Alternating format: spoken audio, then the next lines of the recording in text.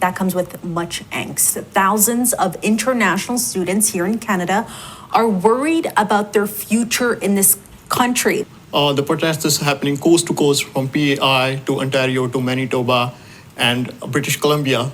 International students who came here chasing a Canadian dreams and a new life are being forced to leave this country, their dreams cut short. And I know na talagang mabigat ito. Alam ko na mahirap ang buhay estudyante. Meron pa ring lumilipat ng province at nakaka-PR, nasisave sila ng ganitong employer. May mga move din na yung mga ibang international student, napupunta sila sa mga targeted industry. Yun ang ini-aim nila. Ma-observe natin, may dedicated pathway na talaga ang mga industry.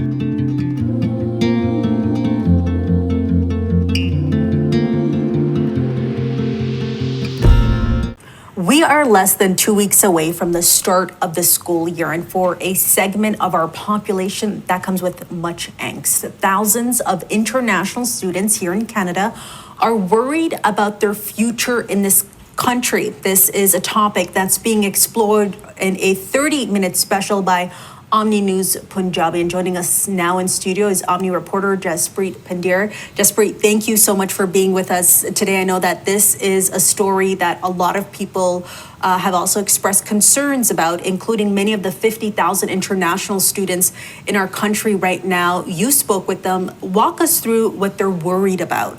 Oh, thanks for having me, Faiza. So they are protesting. The protest is happening coast to coast from PEI to Ontario to Manitoba and British Columbia. International students who came here chasing a Canadian dreams and a new life are being forced to leave this country, their dreams cut short. Okay, and walk us through why that is. Why are they facing this deportation? If you remember earlier, the federal government announced policy changes, while now we are seeing the impact of those changes. There are over 50,000 students who took massive loans, spent their family savings, and we never seen numbers like this before. They were promised a new life at one point. Now government is saying, finish your study, go back to your country. I know guys, it's really bad news sa mga napapanood natin recently sa mga changes sa federal, and currently nga ang Canada ay nakakaranas ng nationwide protest mula sa 70,000 international student na graduates at nangangamba sila sa posibleng mangyaring deportation sa kanila. And we have to remember too, on top of the cost of living here that many people are struggling with in Canada, there's also the higher cost of tuition for these students here. What are these students saying and doing right now in the face of this policy change? They are scared. They are in fear, most of them on the line. I was an international student, but my generation never had to experience this feeling where the rules change without warning, and now they're stuck in limbo. You do have this interesting perspective yourself. You mentioned that you were an international student at some point too. And so when you're speaking with these students here, what sort of emotions are they feeling? Oh, so there are very heart-touching stories. So I talked with one Brampton-based international student. He was saying that he spent 6 years in this country. He studied here. He paid 3 times more tuition fees than an average Canadian student. He was a frontline worker. He put everything on the table to build his career, but he's in the level of uncertainty. He doesn't know whether he will stay here or leave this country and start his career from his back home from the scratch. Kasama sa mga recent changes ang reduction ng permanent residency nomination and limitations sa study permit, which makes it uncertain para sa mga future ng international student. And as an international student before, actually yung husband ko po ang naging student and ako yung under open work permit. Nung mga panahon namin, hindi kami gano'n na natatakot pagka may humaharap na mga immigration people, mga immigration officer na magbibigay ng mga changes. Kasi usually, normally, pabor sa mga nandito na sa Canada.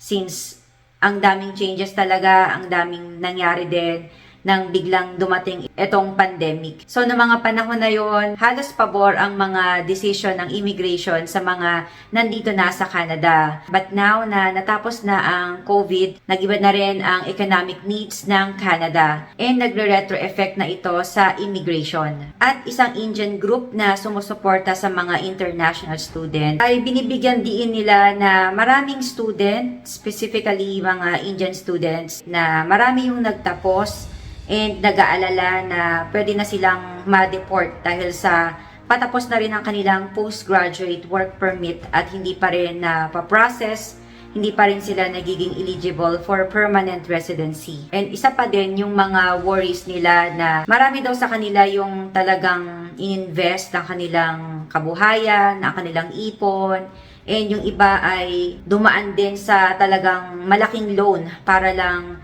makarating dito sa Canada, makapag-aral at maging international student. And ayun nga, nag-worry sila na ang end up ay ma-deport sila, mapabalik sa India.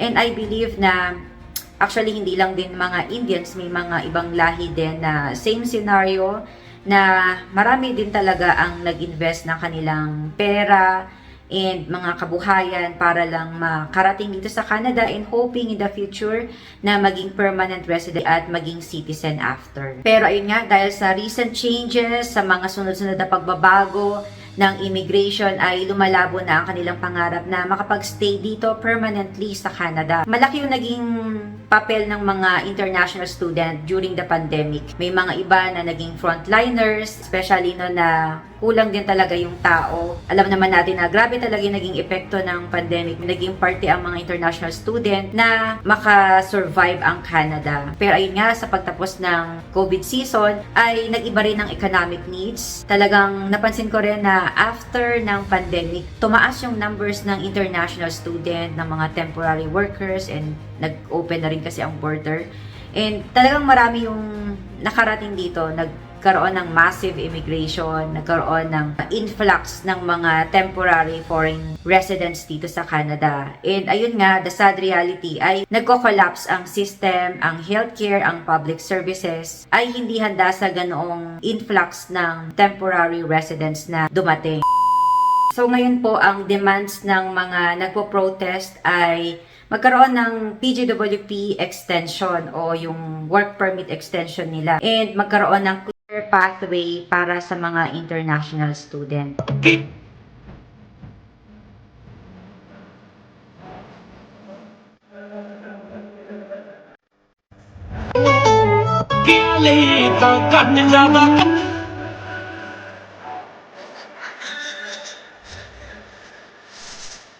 ਸਤਿ ਸ਼੍ਰੀ ਅਕਾਲ ਜੀ, ਵਾਹਿਗੁਰੂ ਜੀ ਕਾ ਖਾਲਸਾ, ਵਾਹਿਗੁਰੂ ਜੀ ਕੀ ਫਤਿਹ। ਅੱਜ ਅਸੀਂ ਸਾਰੇ ਇੱਥੇ ਇਕੱਠੇ ਹੋਏ ਸੀਗੇ, ਜਿਵੇਂ ਕਿ ਤੁਹਾਨੂੰ ਸਾਰਿਆਂ ਨੂੰ ਪਤਾ ਹੈ ਕਿ ਪਿਛਲੇ ਕੁਝ ਮਹੀਨੇ we are doing this thing from 3-4 months. What we have been noticing on social media, racism and hate. And the sad reality, hindi matik talaga na merong designated PR pathway para sa mga student. Matutulungan ka, definitely, kasi nandito ka na sa Canada, makakapag-apply ka na freely after your graduation once makuha mo nga itong PGWP, maging eligible ka sa PGWP. But the sad reality, as the others then, we have to meet the requirements. We have to go through the process na ma-meet ang mga PR requirements. And I know na talagang mabigat ito. Alam ko na mahirap ang buhay estudyante, mahirap ang milyon na magpakawala. There might be possibility na magkaroon tayo ng chance for permanent residency sa mga ibang province. So, for me, bago tayo lumipat ng province, tingnan na natin yung PNP immigration requirements ng certain provinces na ito para ma-assess na natin din yung mga kailangan nating i-meet na PR requirements. Nakakabalita ako na meron pa ring lumilipat ng province at nakaka-PR, nasisave sila ng ganitong employer. Also, may mga move din na yung mga ibang international student na pupunta sila sa mga targeted industry. Yun ang ini-aim nila para nga magkaroon sila ng good fighting chance sa permanent residency. Dahil sa ngayon, ma-observe natin, may dedicated pathway na talaga ang mga industry. Merong, especially itong French language, ay talagang pinaprioritize nila and gusto nilang ma-preserve ang language na ito, kaya napasama na rin talaga sa permanent residency na pathway.